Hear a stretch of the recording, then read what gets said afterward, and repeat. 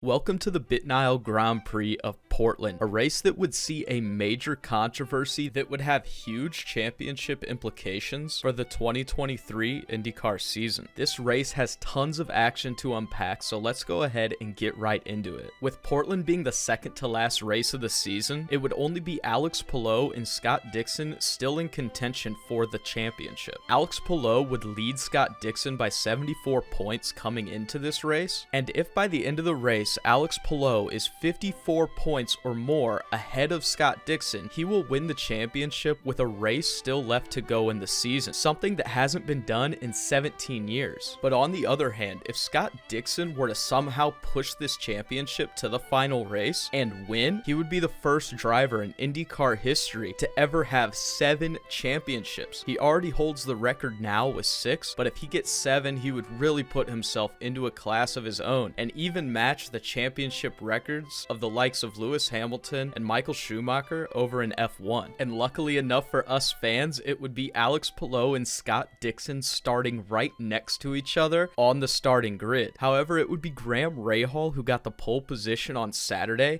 and he's looking for revenge because when he got pole in Indianapolis just a few weeks ago, it was Scott Dixon who was able to nip that win from him by going on an alternate fuel strategy when really Rahal had dominated all day. So you've got a championship battle, you've got Rahal looking for revenge, and plenty of other storylines we're going to dip our toe into this race. But without any further ado, let's check out this action-packed start. The BitNile.com Grand Prix of Portland, 110 laps, championship on the line. Here we go, and Graham Rahal has been given the flexibility and permission by race control to start it when you feel it's ready to go. Dixon alongside in that bright orange and blue machine alongside Colton Herta. Where's the championship leader? He's on the inside.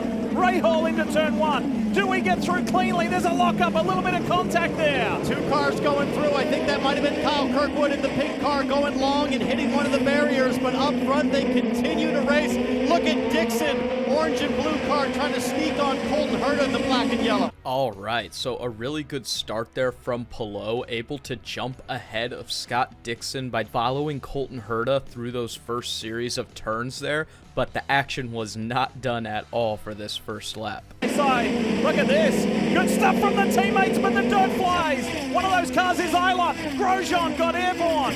Wheels slamming, cars hitting. And the left front for Romain Grosjean is destroyed. So a pretty gnarly lap 1 incident there that would effectively end Romain Grosjean's race, as well as Will Power. He also had a spin. But with this caution coming out, the first thing that I saw were shades of Indianapolis and St. Louis when Dixon pitted early to get off cycle and kind of get a fuel advantage going. So that's the next thing I was looking for, was is Dixon going to come into the pits under this caution? But Dixon would not opt to pit on this lap. Along with the rest of the front runners, nobody would pit under this caution. So we would go ahead and get back to green with Rahal leading, Palou in 3rd, and Dixon in 5th. Back to racing. Here we go into turn 1. Watch the teammates further back in the orange machine. Rosenquist on the inside of Rossi. Dixon and Palou, along with the rest of the field, were able to keep their noses clean through this restart. And at this point, we would start settling into a bit of a rhythm in this race, and it would really show that it was crucial that Palou was able to jump those positions when he did, because there really just wasn't much overtaking in this first stint. Everybody trying to manage their tires. And speaking of tires,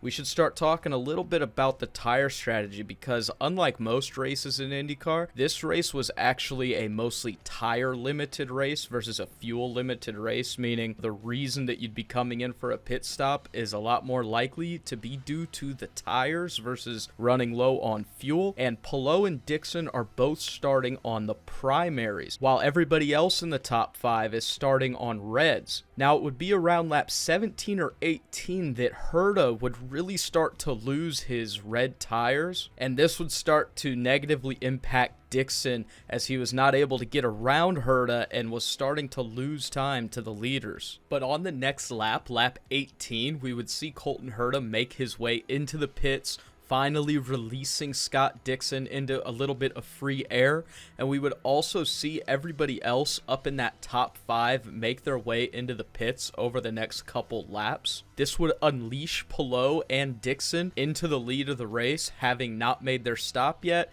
and going a little bit longer starting on these primary tires. And during this pit cycle, the guys who stopped early, so Rahal, Herta, McLaughlin, it would prove that this may have been a pretty grave mistake because they came out in traffic and were having a really hard time being able to get around people and set these fast times that they need to in order to cover off Dixon and Palou. But with that in mind, it would be on lap 31 and 32 respectively that we would see Palou and Dixon into the pits. Let's go ahead and take a look at how that played out. This is perfect for Alex Palou because these guys are all jammed up as Palou now comes to the pit lane. Race leader, championship leader is in. Kevin. And I think he's going to be racing Felix Rosenquist. He's the best that went long on the first, and it's a 38-second gap.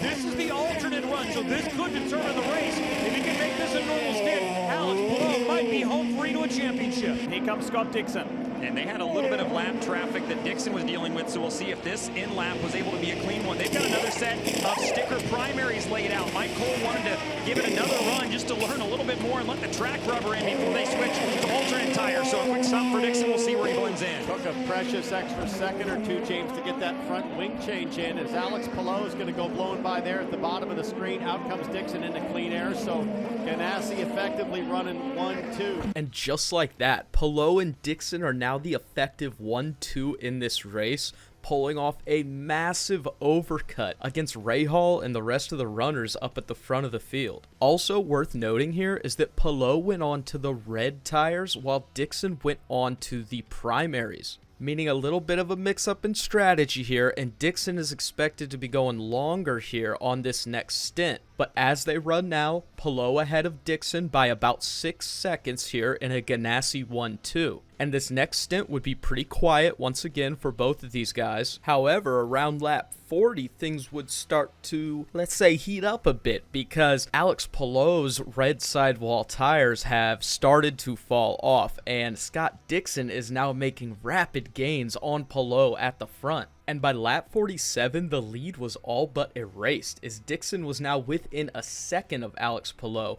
and Alex Palou is behind Stingray Robb, so really not a good situation for Palou, and this would force him into the pits on this next lap. And here comes Palou. Now it's just all about a clean stop and a fast out lap. Well, and also, where does he come out relative to traffic? So Alex Palou now in the pits. Dixon, remember, on the primaries, he's going to be running longer, and this is going to be the crucial time here. Can Alex Palou keep up enough pace to not get massively overcut like what him and Dixon were able to do to everybody else in the first round of pit stops? So this is the most important time in the race now between these two because they're off sequence, and that is when we get controversy. Take a look.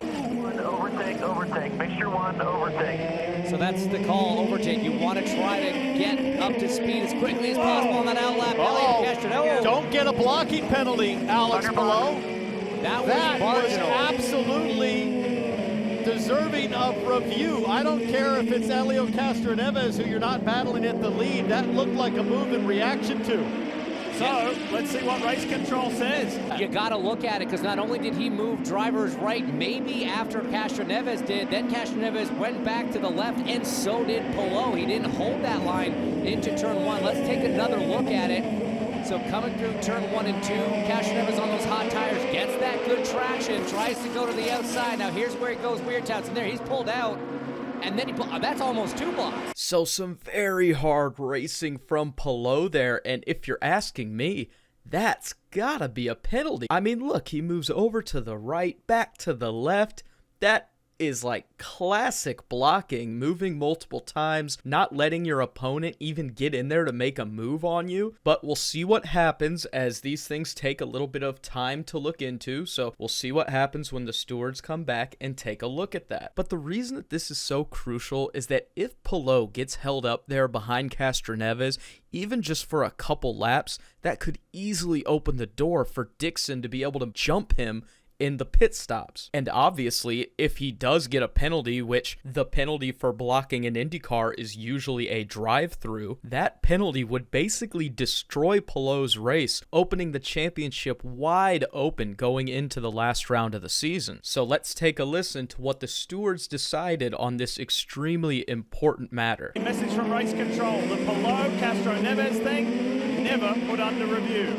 Excuse me? Never put under review? Yes, folks, you heard that right. Race control never even looked at the incident. I mean, IndyCar usually does a really good job with race controls. I don't want to harp on race control here, but what in the is going on where you're not even going to review that with major championship implications? I mean, I don't understand it. I don't know how it happened. And I think one of the worst part is that after that little conversation we just heard, the broadcast never even went back to that situation, never talked about it again, never questioned it any further. And it was just one of those instances that it just makes you think, is race control a little bit nervous to get involved in such a high profile decision that would have major implications in the championship? I don't know if that affected them to maybe not even want to look at it or what they were seeing, but we never got an explanation. And throughout the rest of the race, Palou would remain in firm control, and Dixon was just never able to get close enough to make a move.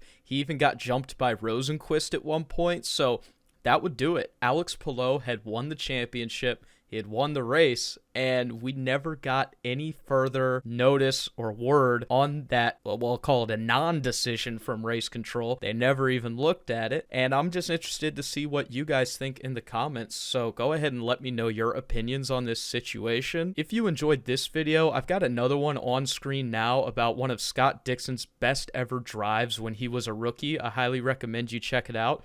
But anyway, that's it, guys. Like and subscribe for more, and I will see you in the next one.